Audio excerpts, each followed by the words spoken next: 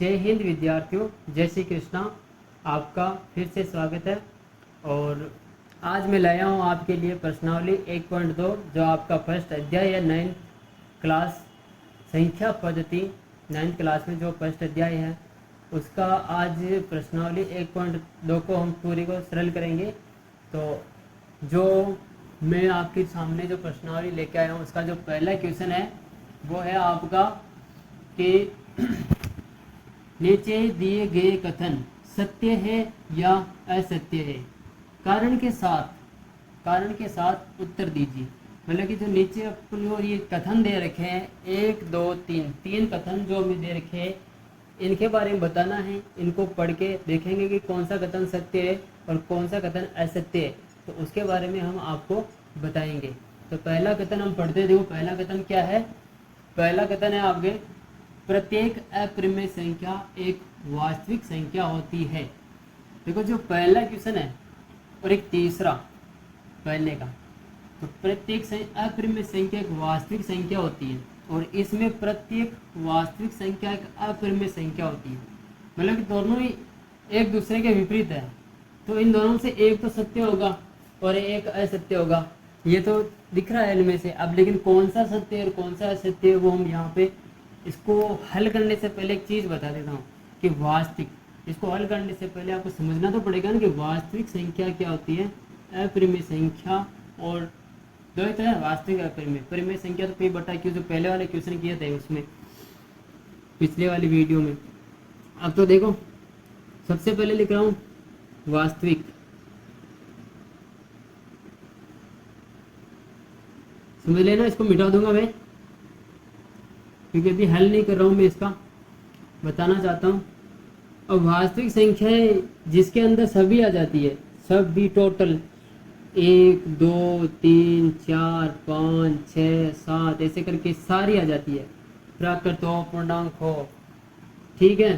तो वास्तविक संख्याओं में सारे आ जाते हैं। और यहाँ पे अपरिमेय से संबंधित है, तो अपरिमेय अपरिमेय और एक ले लो आप परिमेय।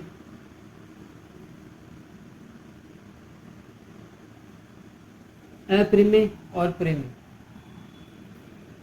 तो इनमें है क्या कि जो वास्तविक संख्या और अपरिमेय कैसी होती है। अपरिमेय जैसे कि आपके होगी √2, क्या हो गई √2। अभी जो हमने प्रश्नावली 1.1 उसके अंदर सीखा था परिमेय अपरिमेय के बारे में, √2 हो गई। उसके बाद में √3, उसके बाद में √5। अब आप सोच रहे होंगे कि सर ने √4 क्यों नहीं लिया, अभी बताऊंगा। √4 को मैं इधर ले रहा हूँ, इधर √4 से पहले मैं आपको 1 भी दे सकता हूँ, 2 भी है, 3 भी है, ठीक है, 4 भी है। इधर √5 के बाद में √6, √7 ऐसे बहुत सारी, लेकिन √9 नहीं लूँगा।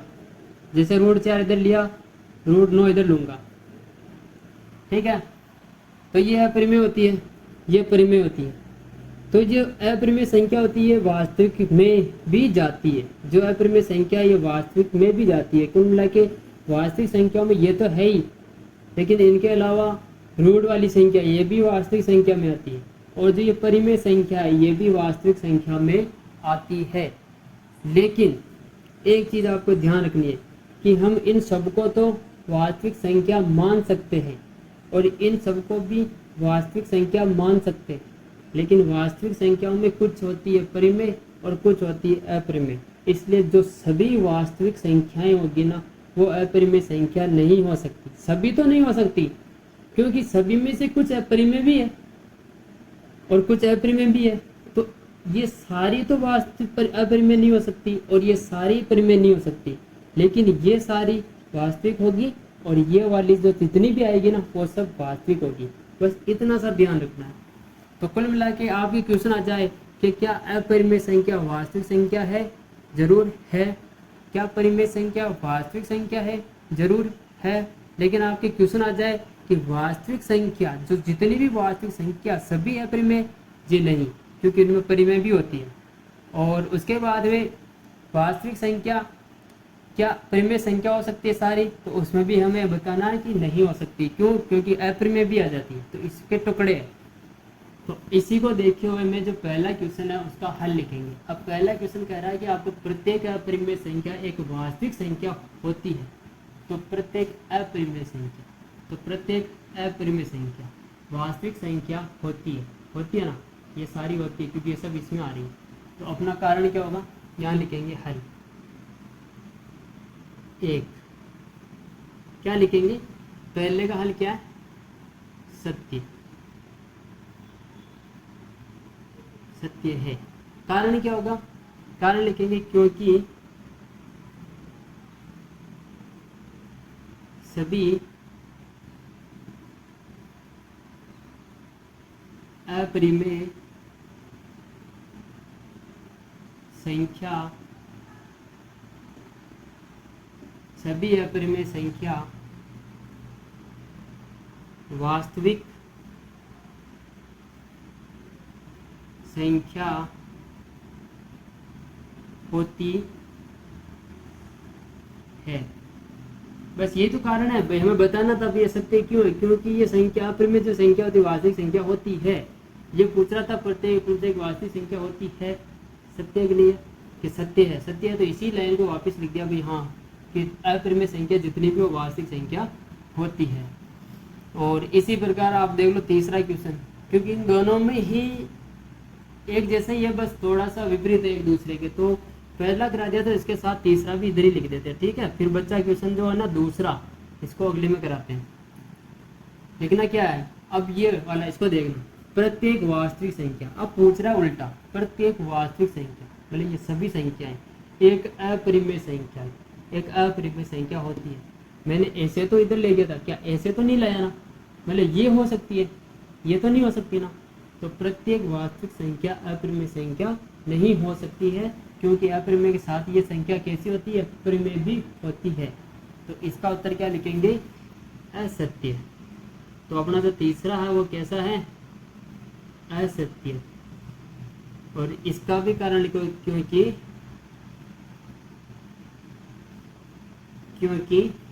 सभी सेम आएगा, बस जैसे क्वेश्चन है वैसे लिखेंगे सभी। अब आगे वास्तविक संख्या, सभी वास्तविक संख्याएं, सभी वास्तविक संख्याएं अपरिमेय संख्या,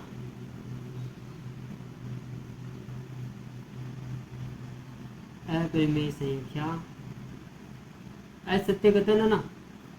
उसने पूछा था अपरिमेय संख्या है, लेकिन यह संख्या नहीं है, अपरिमेय संख्या नहीं होती है। तो यह आपका जो प्रश्नावली 1.2 का जो पहला क्वेश्चन है, इस पहले का पहला और तीसरा कथन हमने यहाँ पे कर दिया है। और इस पहले और तीसरे कथन को अपने वर्कबुक में उतार लीजिए, इसका स्क्रीनशॉट ले लीजिए, और हम इसके बाद में कराते हैं आपको नेक्स्ट दूसरा कथन। तो अपने पहला कथन और तीसरा कथन हो चुका है, अब हम करते हैं दूसरा कथन। तो चलो दूसरा कथन क्या है, पढ़िए। दूसरा कथन है आपका कि संख्या रेखा, जो अपनी संख्या रेखा, हमें संख्या रेखा बनानी पड़ेगी, का प्रत्येक बिंदु रूट m के रूप का होता है, जहां m एक प्राकृत संख्या है। मतलब संख्या रेखा का प्रत्येक बिंदु रूट m के रूप का होता है, जहां m एक प्राकृत संख्या है। तो इसके अंदर प्राकृत संख्या है, देखो प्राकृत संख्या। और प्राकृत संख्या क्या होती है? प्राकृत संख्या क्या होती है? प्राकृत संख्या जो एक से प्रारंभ होती है, 1 2 0 नहीं आता इसमें ना, माइनस वाली कुछ भी नहीं आती है। प्राकृत 1 2 3 4 5 6 7 8 9 10 ऐसे करके आगे चलते रहो, कहाँ तक? अनंत तक प्राकृत संख्या। और ये प्राकृत संख्या कौन है? m एक प्राकृत संख्या है। तो m बराबर क्या है? एक प्राकृत संख्या है, ठीक है। तो रोड m, ये रोड m, ठीक है ना। अगर m की जगह में 1 लूंगा तो रोड 1 होगा कि नहीं होगा? एम की जगह 2 लूँगा तो रूट 2 होगा कि नहीं होगा। ऐसे रूट 3, ऐसे रूट 4, ऐसे आप 6 रूट 6 रूट 7, क्योंकि रूट में ना एम, तो ऐसे 9 आएगा तो रूट 9 भी आएगा। ऐसे आगे आगे चलते जाएंगे तो एक रूट 16 भी आता है, ऐसे रूट 25 भी आता है। ठीक है, कितना भी ले सकते हो, 21 लेना चाहो तो 21 ले लो, रूट 21। ठीक है, मैं ये सब क्यों ले रहा हूँ, इनका यूज़ करूँगा। क्यों ले रहा हूँ देखना। ये कह रहा है कि संख्या रेखा पर मानना, जैसे मान लो हम संख्या रेखा बनाते हैं यहाँ पे मेरे, चलो ये देखो संख्या रेखा ले ली मैंने। संख्या रेखा अपने प्राकृत संख्या ना सब आगे प्लस में, तो इधर लेने की जरूरत नहीं, हम यहाँ से स्टार्ट करते हैं। 0 1 2 3 4 5 6 7 ऐसे करके 8 9। ठीक है, लेकिन संख्या रेखा पर किसको दर्शाना है, संख्या रेखा पर किसको दर्शाना है, प्रत्येक बिंदु रूट एम, रूट एम में दर्शाना है। Root root root root root, ये हल चल रहा है। ठीक है, आप भी बनाना ऐसे। ठीक है, रूट 1, रूट 1 का तो बाहर आ जाएगा 1। ठीक है, रूट 2, क्या रूट 2 को, रूट 2 यानी कि 2 का वर्गमूल निकलता है कि नहीं निकलता। रूट 3 सरल हो सकता नहीं। रूट 4, जो आपका रूट 4 है, रूट 4 को हम ऐसे लिख सकते हैं ना, 2 गुणा 2, 2 दूनी 4। अब ये जोड़ा बन जाता है यहाँ पे, तो जोड़ा बनता है तो ये वर्गमूल हट जाता है, ये बाहर आ जाता है। कितना, रूट 4 का कितना 2। रूट 5 भी नहीं होगा आपके ऐसे, रूट 6 नहीं होगा, रूट 7 भी नहीं होगा, 8 का भी नहीं होगा, 9। देखो रूट 9 है तो रूट 9 को 3 गुणा 3 कर सकते हैं, 3 3 9, तो ये 3 बाहर आ जाएगा। ठीक है, तो इसी प्रकार आगे चलोगे तो आपके क्या आएगा, आपके रूट 16 भी आएगा। और रूट 16 किस में चल जाता है, 4 में। और रूट 25 किस में चल जाता है, 5 में। ठीक है, तो इस प्रकार से ये सब रूट एम के रूप है। किसके एम है, रूट एम के रूप है। किसके रूप है, रूट एम के। और रूट एम के रूप में ये संख्या रेखा पर, ठीक है, ये संख्या रेखा पर, ये संख्या रेखा पर, ये भी संख्या रेखा पर है, लेकिन जो अपना आंसर आया 2, जहां m एक प्राकृत संख्या है, ये 2 आया, ये 2 किस में चला गया, अपना एक नॉर्मल संख्या में चला गया, ना तो रूट में ना किसी चीज में। और हमें तो प्रत्येक बिंदु किस में चाहिए, प्रत्येक बिंदु किस में चाहिए, रूट में चाहिए। प्रत्येक बिंदु किस में चाहिए, रूट में। लेकिन ये तो रूट में आया ही नहीं, ये तो एक अलग हो गया। इसी प्रकार ये रूट में नहीं आया, ये अलग हो गया। तो कुल मिला के यही कारण है इसका कि संख्या रेखा पर रूट एम के रूप का हम इसे नहीं दर्शा सकते प्रत्येक बिंदु को। मैंने 1 2 3 4 सब लिया था, लेकिन रूट एम के रूप में लेंगे तो रूट में नहीं दर्शा सकता हूँ। तो यहाँ पे जो कथन है ये कह रहा है कि संख्या रेखा का प्रत्येक बिंदु रूट एम के रूप का होता है। तो हमने अब जब किया तो बस ये दोनों के वजह से अपने आंसर असत्य हो गया। तो ये कथन क्या हो गया, असत्य हो गया। ये कथन क्या हो गया, असत्य हो गया, मैं नहीं दर्शा सकता। और किसकी वजह से, इन दोनों की वजह से। तो इसको समझा दिया मैंने पूरे को ही यहाँ पर ये चीज़। तो इसको मैं मिटा रहा हूँ, इसको अपनी जो मैंने भी बोला था कि इसको करना है, हल में चल रहा है, तो अब मैं इसको मिटा रहा हूँ। ठीक है, इसको अपनी कॉपी में ये स्क्रीनशॉट ले लो यहाँ पे और अपनी कॉपी में उतार लेना भी ये कैसे होता है। मिटा रहा हूँ उसको रहने दो बोले। असत्य हमें कारण देना, तो हम कारण में क्या लिखेंगे कि संख्या रेखा पर संख्या रेखा पर प्रत्येक बिंदु, तो कुछ तो हुए थे, 1 हो गया था, 1 नहीं हुआ था, 2 हो गया था, 3 हो गया था। प्रत्येक बिंदु रूट एम, मिटा देता हूँ इसको। क्या करेंगे इसको, यहाँ पे समझा तो वैसे ही दिया ना।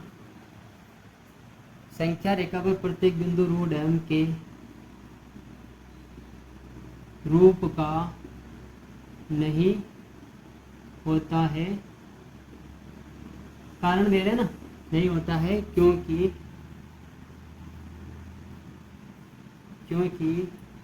संख्या रेखा पर, अभी हमने जो संख्या रेखा का काम किया था उसके बारे में, संख्या रेखा पर जो अपना रूट 1 आया था, आपको पता होगा रूट 1 आया था, वो किस में चेंज हो गया था, 1 में।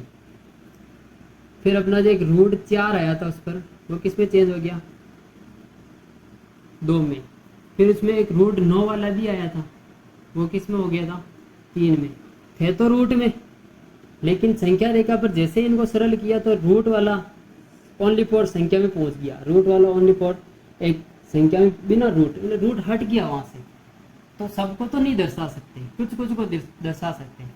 तो संख्या रेखा पर ये चीज हमें प्राप्त हुई, ठीक है। तो ये पूरा इसका हो गया कारण, क्योंकि संख्या रेखा पर रूट 1 बराबर 1, रूट 4 बराबर 2, रूट 9 बराबर 3 प्राप्त हुआ। क्या हुआ, प्राप्त हुआ। जो मैंने संख्या रेखा बनाई थी उसको आप चाहो तो लिख लेना, क्योंकि ये प्राप्त हुआ तो हमें बताना पड़ेगा प्राप्त कहाँ हुआ। तो उसको आप जो मैंने मिटाया था उसको आप लिख लेना हल में। तो ये अपना पहला क्वेश्चन कंप्लीट है। इसका भी इसको लिख लो अपनी वर्कबुक में, थोड़ी देर टाइम देता हूँ, लिख लो ताकि अगला क्वेश्चन करवाता हूँ, ठीक है। तो चलिए अब स्टार्ट करते हैं हम प्रश्नावली 1.2 का प्रश्न नंबर 2। और प्रश्न नंबर 2 क्या है आपका, क्या सभी धनात्मक पूर्णांक जो आपके धनात्मक पूर्णांक 1 2 3 4 यानी कि प्राकृत संख्या, उन धनात्मक पूर्णांकों के वर्गमूल अपरिमेय होते हैं। यानी कि ये कह रहा है कि जो जितने भी अपने धनात्मक पूर्णांक है उनका जब हम वर्गमूल निकालते हैं तो क्या सभी अपरिमेय होते हैं, वो हमें बताना है। और यदि नहीं, मतलब यदि नहीं, अगर नहीं होता है तो एक ऐसी संख्या के वर्गमूल का उदाहरण दीजिए जो एक परिमेय संख्या है। तो क्वेश्चन का मतलब यही है कि हम जितने भी पूर्णांक लेंगे ना धनात्मक 1 2 3 4 जितने भी अनंत तक, उनके अंदर क्या सबसे पहले ये मालूम करना है कि उसमें परिमेय है कि अपरिमेय है। तो वो पता कर लोगे तो आप बता सकते हो क्या सभी हो सकती है, अगर नहीं तो कौन कौन सी नहीं है, उनके उदाहरण देने। तो हल के अंदर आप सबसे पहले लिखोगे जैसे धनात्मक पूर्णांक, आप लिखोगे धनात्मक पूर्णांक। और धनात्मक पूर्णांक को आप क्या लिख सकते हो, प्राकृत संख्या।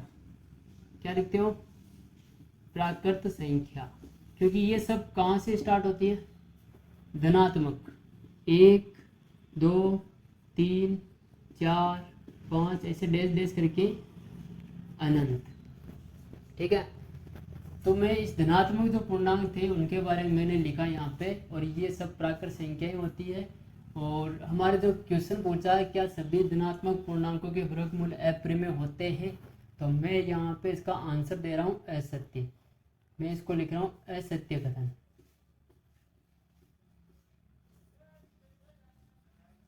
जो अपना कथन था ये ऊपर असत्य कथन है। और यहाँ लिखेंगे आके कि सभी धनात्मक पूर्णांक, वो जितने भी धनात्मक पूर्णांक है ना, ये पूर्णांकों के वर्गमूल, इनके वर्गमूल निकाल के देख लेंगे हम, इनके वर्गमूल अपरिमेय, ये पूछ रहा होते हैं, हम कहेंगे नहीं होते। तो असत्य हो गया ना कथन, नहीं होते हैं, ठीक है। तो जो क्वेश्चन था उसका हमने आंसर भी लिख दिया कि असत्य कथन है कि ये धनात्मक पूर्णांक जितने भी है उनके जो वर्गमूल निकालते हैं तो वो सभी तो अपरिमेय नहीं होते, कुछ कुछ परिमेय भी होते हैं। अब ये वही पूछ रहा है कि उनके उदाहरण दीजिए जो एक परिमेय संख्या है। तो उदाहरण देते, एग्जाम्पल के तौर पे, उदाहरण के तौर पे हम बताएंगे। उदाहरण के तौर पर जैसे हमने लिया 1, अब इसका हम करेंगे वर्गमूल। ये वर्गमूल, इसका वर्गमूल बोलते हैं, इसको इंग्लिश में रूट और हिंदी में वर्गमूल बोलते हैं। और इसका आंसर आएगा आपके 1। और हम लेते नेक्स्ट 4 और इसका वर्गमूल करेंगे, ये आ जाएगा आपके 2। और ये 1 और 2 जो भी आ रहा है ना, ये सब क्या होती है आपकी परिमेय संख्याएं होती है। और अगर हम ले ले √3, तो √3 को आप बाहर नहीं निकाल सकते, √3 का आप आंसर नहीं निकाल सकते। इसका आंसर लाओगे तो आपके दशमलव में आएगा, अशांत आंसर आएगा, इसको बाहर नहीं ला सकते आप। इसलिए √1 को 1 कर दिया, √4 को 2 कर दिया। इसके बाद में आपका √4 के बाद में देखो आपके 9, ये कितना है, इसका कितना आएगा बार 3। फिर आता है आपका 16, इसका वर्गमूल करेंगे तो आएगा आंसर 4। फिर इसी प्रकार 25, इसका वर्गमूल करेंगे तो आएगा आपके आंसर 5। 1 का 1, 2 दूनी 4, 4 चौक 16, 3 त्रिक 9, 5 25। तो जितने भी धनात्मक पूर्णांक है ना, आपने 1 लिया, 4 लिया, 9 लिया, 16 लिया, ये सभी धनात्मक पूर्णांक को जब सरल किया तो आंसर 1 2 3 4 ऐसे आ गया। और ऐसे आने से तो ये तो परिमेय निकल गई, हमको तो अपरिमेय चाहिए थी, अपरिमेय तो सभी नहीं होती, इसलिए असत्य कथन। तो ये लिख लेना आप, और ये इसका आंसर हो गया और ये उसके उदाहरण हो गए। इसे अपनी कॉपी में उतार लीजिएगा, इसका स्क्रीनशॉट ले लें। ये है अपना प्रश्न नंबर 3। और प्रश्न नंबर 3 में क्या है कि दिखाइए कि संख्या रेखा पर √5 को किस प्रकार निरूपित करते हैं। यानी कि अब अपने आ गया संख्या रेखा वाला क्वेश्चन। अभी थोड़ी देर पहले भी संख्या रेखा से संबंधित किया था, मैंने उस टाइम बताया था आपको, जब फर्स्ट पार्ट डाला था ना इसका, तो उसमें बताया था कि पहली प्रश्नावली जब आपका पहला अध्याय होगा संख्या पद्धति, उसके अंदर परिमेय संख्या पढ़नी है, उसके अंदर अपरिमेय संख्या पढ़नी है। और आज हम पढ़ रहे हैं संख्या रेखा वाला क्वेश्चन। और उस दिन कहा भी था कि √2 को संख्या रेखा पर निरूपित कैसे करते हैं, √5 को कैसे करते हैं।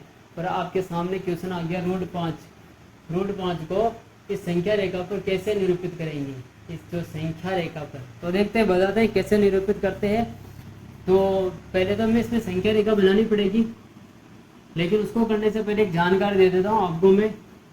कभी आपने पढ़ा हो, एक त्रिभुज होता है समकोण,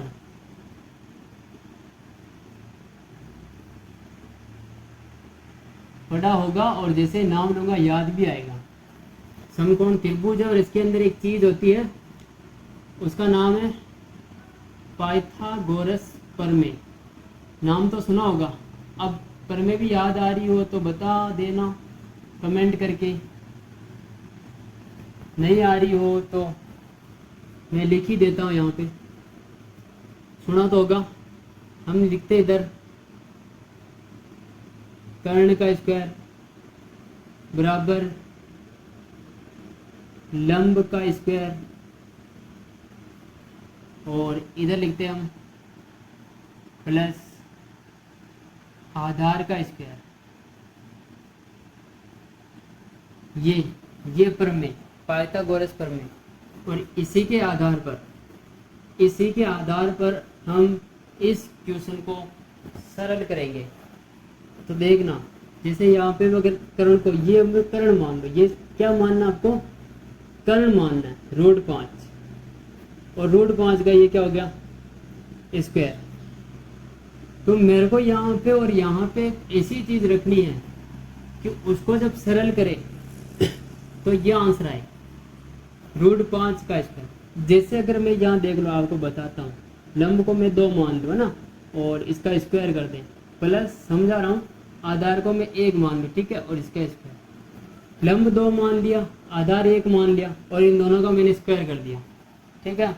तो इधर इसका स्क्वायर करो, √5 का स्क्वायर कितनी बार कर चुके हैं, √5 का स्क्वायर 5 आएगा, रूट से रूट कट जाएगा, बराबर 2 का स्क्वायर 4 प्लस 1 का स्क्वायर 1, इधर 5 है ही, 4 प्लस 1 5, देखो 5 बराबर 5, दोनों तरफ बराबर आ गया। इसका मतलब जो √5 है ना, √5 का जो स्क्वायर है, √5 को हम 2 और 1 से, ये 2 और 1 जो अपने यहाँ पे दिया है, इनके आधार पर इन √5 को संख्या रेखा पर निरूपित करेंगे। अब देखना मैं कैसे करता हूँ। सबसे पहले ये वापस लेके आया हूँ, फिसलता बहुत है। सबसे पहले आपको क्या करना है, यहाँ पे इसको ऐसे रखना है और एक रेखा खींच लेनी है। मैंने अगर पूरी ली है तो ये 15, हाँ ये पूरी लिया ना, ये 15 है, 15 सेंटीमीटर है।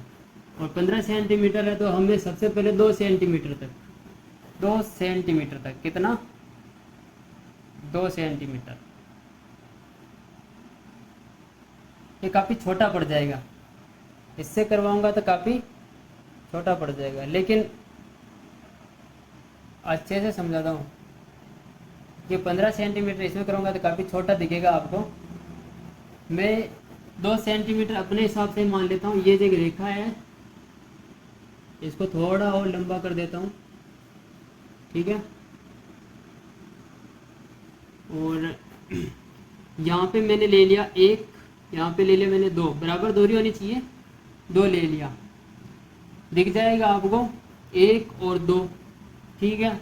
अब मैं क्या करता हूँ कि यहाँ पे आया अपना 2, इसको ले लिया मैंने, जो ये बिंदु इसको मान लिया मैंने O, और ये हो गया आपके 2, जो मैंने 2 लिया, इस बिंदु को मान लो आप A, यानी कि OA। सर्वप्रथम मैंने OA संख्या रेखा पर एक 2 सेंटीमीटर या 2 इकाई मान लो, 2 इकाई का OA रेखा खंड लिया।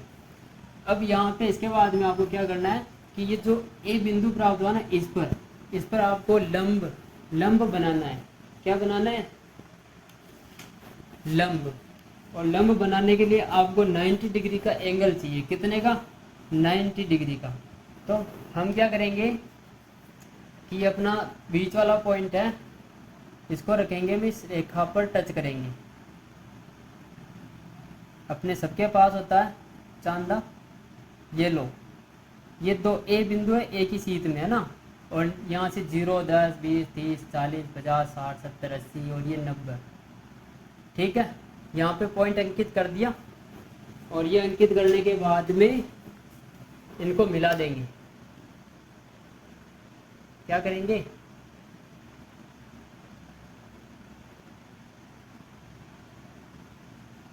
देखना, मैं सिर्फ मिलाना बता रहा हूँ, आप भी ये लो, ठीक है। लेकिन हमें प्राप्त करना रोड 5, तो रोड 5 प्राप्त करने के लिए करना क्या होगा कि जैसे 1 और 2 हमने इधर कितना लिया, 2, ये यहाँ से लेके यहाँ तक OA कितना है, 2 है। लेकिन अब यहाँ से हम ऊपर चलेंगे, 0A, ये बोले O, सॉरी O है, OA। अब हमें आगे एक बिंदु लेना B, और वो B कितना लेंगे हम, 1 इकाई वाला। ये 2 इकाई लिया था और अब लेंगे 1 इकाई वाला। तो 1 इकाई वाला होगा आपके यहाँ से लेके 1 इकाई और ये 1 इकाई, तो इतने दूरी पर, तो इतनी दूरी पर इधर लेंगे, तो इतनी दूरी पर लेंगे तो 1 इकाई आएगा ना, लगभग आपकी इतना ही आएगा, लगभग इतना आएगा। देखो ये वाला खंड, ये वाला खंड, ये हो गया अपना 1 इकाई, तो मैं इसको लिख सकता हूँ 1, ये हो गया 2, OA, और इसको मान लिया हमने B, ठीक है। तो अब आगे इस B और इस O को हमें मिलाना है, ठीक है। 5 को प्रदर्शित करना पड़ेगा, तो सब कुछ सीखना पड़ेगा। इस O और इस B को मिलाना है आपको, ठीक है। ये लो, ये मिला दिया हमने, OAB। तो ये आया आपका 2, इस 2 को यहाँ से हटा देता हूँ, यहाँ पे आपका A, ये था आपका 2 इकाई, ये था आपका 1 इकाई, और 2 और 1 से अपने देखो अब ये बन गया अपना समकोण त्रिभुज, बन गया ना समकोण त्रिभुज। तो समकोण त्रिभुज में ये हो गया आपका आधार, ये हो गया आपका लंब, और ये आएगा आपका कर्ण। और कर्ण कितना आपका, रोड 5, कर्ण कितना है, रोड 5, ठीक है। तो अपने पास रोड 5 यहाँ से लेके यहाँ, ये बिंदु जो प्राप्त हुआ ना, इस बिंदु को करना है क्या आपको, अब यहाँ पे आपको ये है अपना प्रकार, इस प्रकार में हम अपने इस पेन को रखते हैं, गणित के औजार है ये, ज्यामिति बनाना। इस प्रकार को ये भी फिसलेगा मेरे को तो लगता है। इस प्रकार को यहाँ पे रखना है और यहाँ तक खोलना है और इसको डैश डैश करके आगे बढ़ाना है। क्या करना है, तो इसको तो हटा दो, ज़्यादा लंबा करने की कोई ज़रूरत नहीं है। मैं यहाँ रख रहा हूँ इसको ओ पे, ओ बिंदु पे, ठीक है। फिसलेगा इसलिए मैं थोड़ा ध्यान से, और खोलूँगा मैं बी तक। कहाँ तक खोलूँगा, बी तक, यहाँ तक। और इसको खोलने के बाद में खोल लिया मैंने,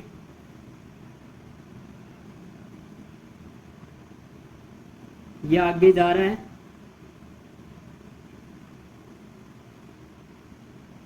ये ठीक है। ये जो यहाँ पे आया आपके बिंदु, ये जो मैंने प्रकार को यहाँ से खोल के यहाँ तक मिलाया, यहाँ पे एक बिंदु आ रहा, देखो ये संख्या रेखा पर यहाँ पे टच हो रहा है। तो जहाँ ये बिंदु प्राप्त हुआ ना आपको, और इनकी वजह से थोड़ा टाइम लगता है समझाने में, लेकिन इनसे अच्छा समझ में आता है। ये जो बिंदु प्राप्त हुआ ना, इसमें ओ ए बी, ये बिंदु, इस बिंदु को आप √5 अंकित कर सकते हैं। क्यों, क्योंकि यही बिंदु तो है आपका आंसर, √5। तो ये संख्या रेखा है और इसी संख्या रेखा पर हमने √5 को दर्शा दिया, ये आपका √5, ठीक है। आगे संख्या रेखा चलती रहती है, इधर भी चलती रहती है। तो यह आपका डायग्राम हो गया। तो दिखाए कि संख्या रेखा पर √5 को किस प्रकार निरूपित करते हैं। तो इस प्रकार निरूपित करते हैं, यहाँ पर ये √5 है, ठीक है। अब इसके अंदर हमने जो कुछ भी किया वो मैं नीचे लिख रहा हूँ। सबसे पहला पॉइंट क्या किया, सर्वप्रथम डायग्राम बना के थोड़ी छोड़ना है, लिखना पूरा है। सर्वप्रथम ओ ए रेखाखंड, ठीक है। ओ ए रेखाखंड, ओ ए रेखाखंड, ये कितना लिया था, 2 इकाई, 2 इकाई लिया, ठीक है। उसके बाद में दूसरा पॉइंट क्या किया, दूसरा पॉइंट क्या किया कि हमने बिंदु ए से लंब खींचा,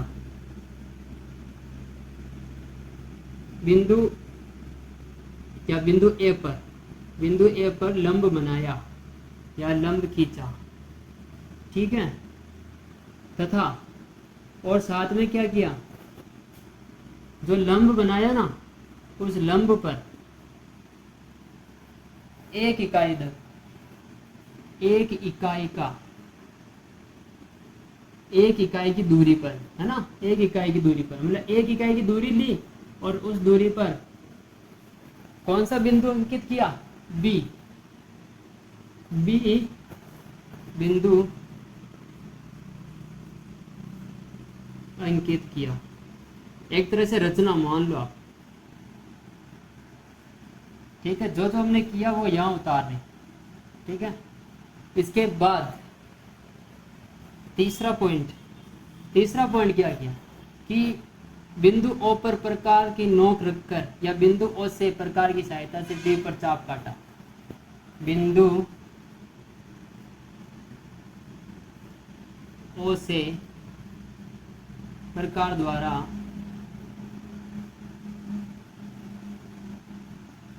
आप लिख सकते हो ओ बी त्रिज्या, ये क्या होती है, ओ बी क्या हो जाएगी, त्रिज्या। बिंदु ओ से प्रकार द्वारा ओ बी त्रिज्या का चाप काटा तथा ये चाप काटा ना, ये चाप काटने के बाद में यहाँ पे ओ जो संख्या रेखा है, इसको संख्या रेखा मान, ये संख्या रेखा ही तो है, इधर कोई नाम नहीं दिया इसलिए मैंने नहीं बताया इसको संख्या रेखा। तो चाप काटा तथा संख्या रेखा पर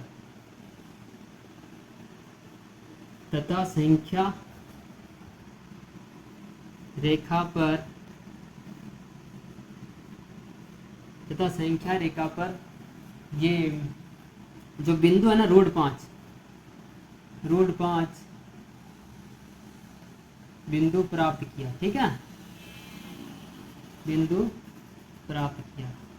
तो हमने दर्शा दिया √5 को संख्या रेखा पर, और उसके बारे में जो हमने किया वो भी हमने लिख दिया।